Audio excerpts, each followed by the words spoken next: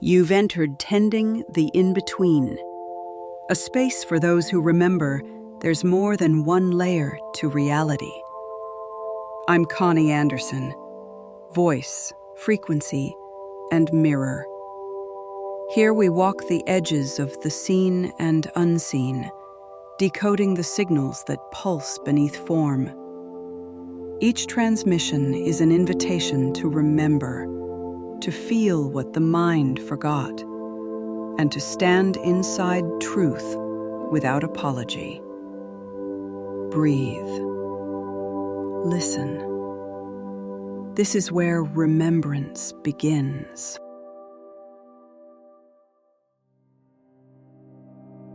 There's a quiet harm we've all learned to swallow, a kind of spiritual programming that smiles as it tightens its grip. It hides inside pretty quotes, soft fonts, cosmic symbolism, and words that sound like wisdom but never land as truth. You've seen it everywhere. Maybe you've even repeated it without noticing the bruise it leaves. You don't manifest what you want. You manifest what you are. It's presented like a revelation, but for many, it settles in the body like an accusation. Because what does it imply? That your suffering is your identity? That your struggle is your essence? That your wounds reflect your worth? That every collapse in your life is somehow your fault? This is where the light needs to come on, bright, steady, and unflinching. Because this teaching, as it's commonly delivered, is not spiritual wisdom. It's spiritual captivity. We've been held hostage by a system that twists the language of resonance into the language of blame. A system that tells you your pain is proof of personal failure, while ignoring the realities of trauma, interference, generational imprinting, and fields that have been tampered with long before you ever chose a desire. This isn't enlightenment, it's conditioning. And many people have felt the harm, but didn't have the words for it.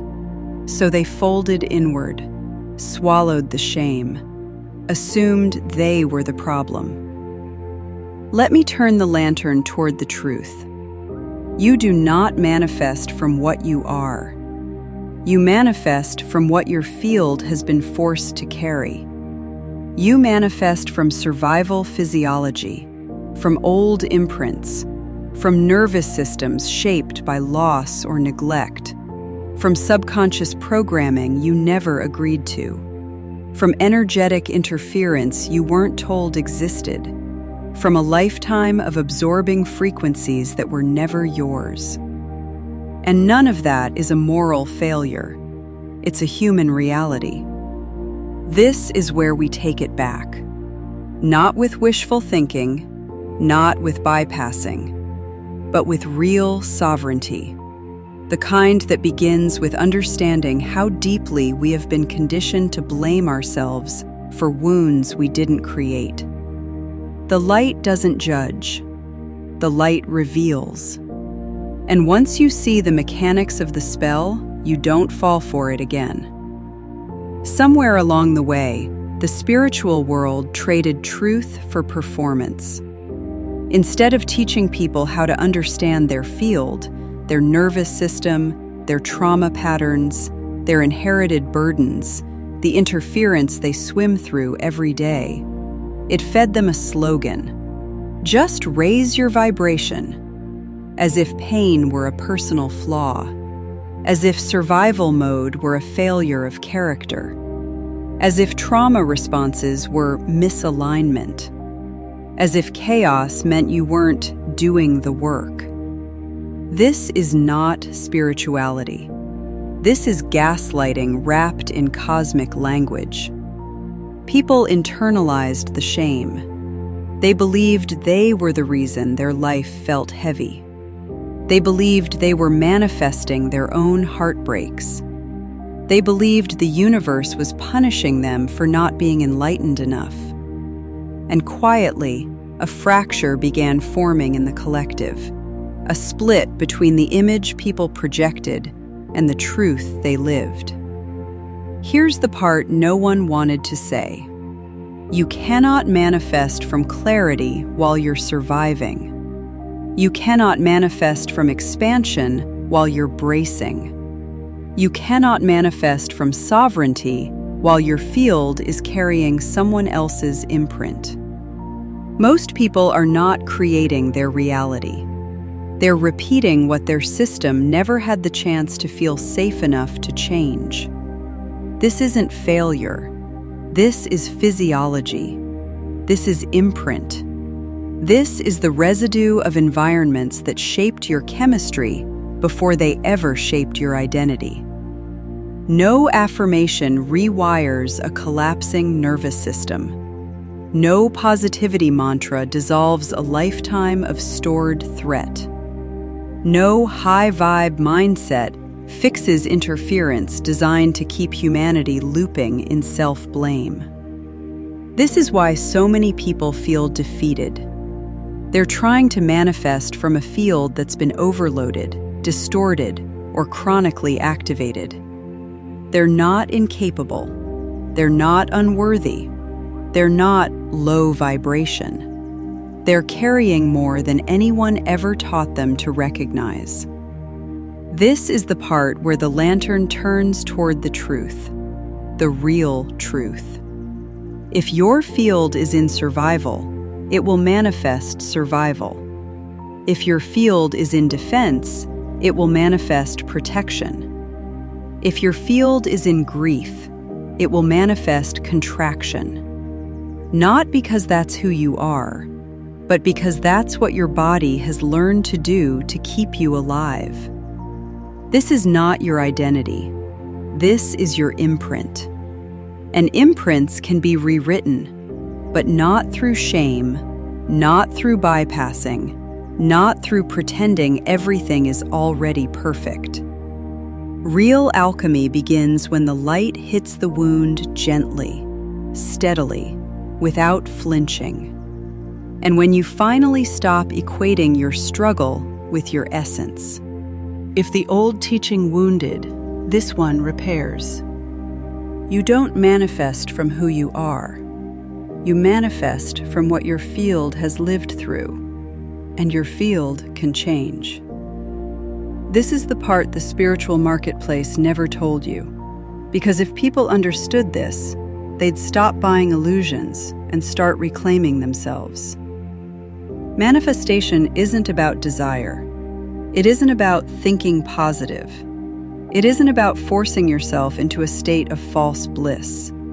Manifestation is coherence. Not perfection, not purity, not constant calm. Coherence. A field that lines up with itself. A body that isn't bracing for the next blow. A nervous system that trusts it's allowed to expand. A mind that isn't running on old survival maps. A spirit that remembers it chose to be here. You manifest differently not when you want differently, but when you are held differently, inside your own system. Here is the shift the lantern reveals.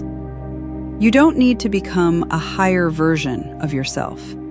You need to become a truer one. The version of you that stops carrying shame for imprints that weren't yours. The version of you that refuses to be blamed for your own survival. The version of you that recognizes interference for what it is. Not a personal failure, but a tactic to keep humanity self-doubting and self-policing. You reclaim your field when you stop absorbing the distortions projected onto you and begin noticing the truth beneath them. You reclaim your field when you understand that alignment isn't about smiling through collapse. It's about rewiring the places where collapse became your default.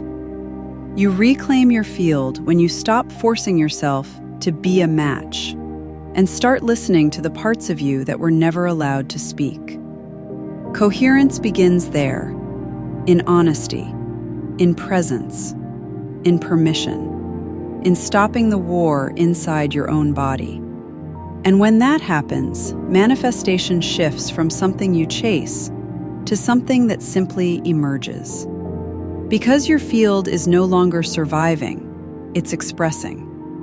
This is the most important part. You manifest cleanly when you no longer manifest from fear. You manifest powerfully when you no longer manifest from inherited patterns. You manifest authentically when your field finally becomes your own again. That is reclamation. That is sovereignty. That is when manifestation becomes creation, not coping. This isn't the universe testing you. It's you finally being able to hear your own signal. There comes a moment when a collective spell breaks, not because someone shouts, but because someone finally turns on a light. That's what this is. Because the truth is simple, and it's been buried under spiritual jargon for far too long. We were never meant to interpret our suffering as identity. We were never meant to call our survival patterns manifestations. We were never meant to confuse interference with unworthiness. These distortions kept people small, ashamed, guarded, exhausted, blaming themselves for battles they didn't initiate. It's time to end that. Not with rebellion, with remembrance. You were not born to constantly monitor your vibration. You were not born to police every emotion. You were not born to manifest perfectly to earn your right to a peaceful life. You were born with a field that knew how to listen, how to radiate, how to create, how to align, long before anyone taught you to fear your own frequency. The world has interfered with that signal. Systems have tampered with it. Trauma has reshaped it. Programming has buried it. But the core of you, the sovereign core, has never been lost. And now, as this truth is spoken plainly, something in you recognizes it. You were never the problem. The distortion was. Your field is not broken, it is remembering. Your coherence is not missing, it is returning. Your manifestation is not failing, it is recalibrating. Once you see the architecture of the manipulation, you cannot unsee it. Once the lantern comes on, the shadows lose their power. This is the threshold. The point where you stop trying to fix your vibration and start reclaiming your field. The point where you stop accepting spiritual blame and start recognizing spiritual interference. The point where you stop interpreting your wounds as fate and start treating them as information. You are not here to perform spirituality. You are here to embody sovereignty. And that means this. Your manifestation is not a verdict. It is a map. It shows you where your field has been held hostage, so you can take it back. This is the reclamation. This is the remembering. This is the quiet revolution. The lantern is in your hand now. And once you carry light like this, you don't return to the dark out of habit. You return only to liberate what's still trapped there. That is what a sovereign field does. That is what a gatekeeper does. That is what you came here to be. You've been listening to Tending the In-Between. If this message resonated, you'll find more transmissions, writings, and Earth Pulse updates at tendingtheinbetween.substack.com. Subscribe, listen, and walk with us as we remember what's real. Thank you for being here, for tending the space between illusion and truth.